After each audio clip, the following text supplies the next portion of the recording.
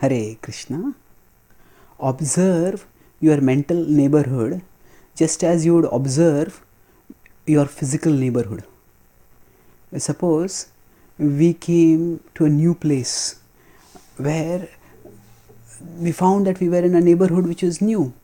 We would observe with interest, trying to figure out what kind of people are there, which people are friendly, which people are unfriendly, which are hostile, which are neutral, which are friendable.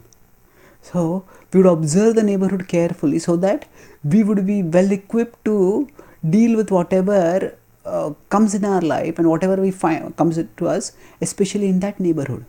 So just as, especially if we move to a new place and find ourselves in a new neighborhood, we do this. We observe and assess our physical neighborhood. And actually, we need to do something similar for our mental neighborhood also.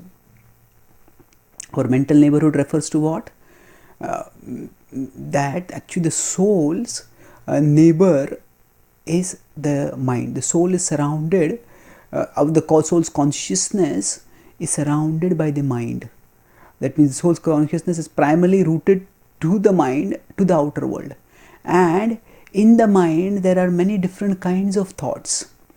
And depending on which thought we focus on, we accept that thought and we act according. That thought transforms into a desire. And after desire, it becomes an intention and it becomes action afterwards.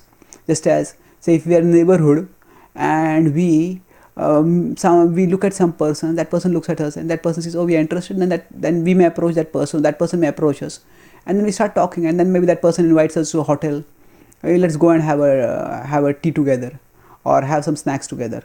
And we go there and we find suddenly that there are 5 people hiding behind a wall and they pounce on us and they beat us and they steal away our wallet and our possessions. So when we are in a new neighborhood, we won't just walk around with anyone to any unfamiliar place. We will try to evaluate, is this person trustworthy? And only then we will walk.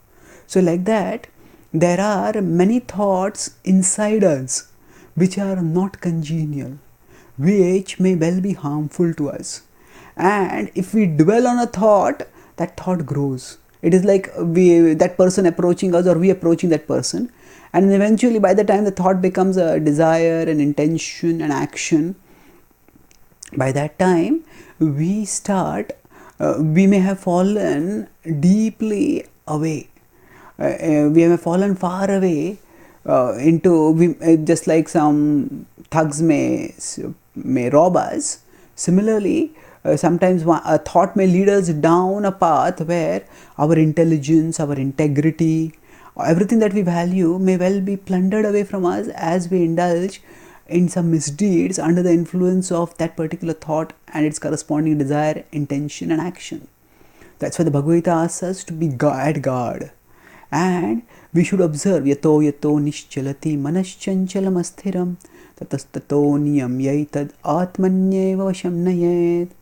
Krishna says that wherever and whenever the mind wanders, we need to bring it back under the control of the self.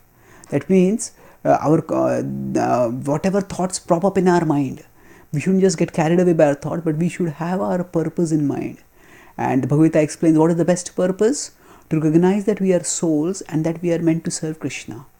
And to the extent we stay fixed in our service to Krishna, to that extent we'll be able to move onward steadily, doing whatever needs to be done in a purposeful and productive way, without being abducted and plundered by the stray thoughts that may be wandering around. These are not just stray thoughts, they are actually thug thoughts.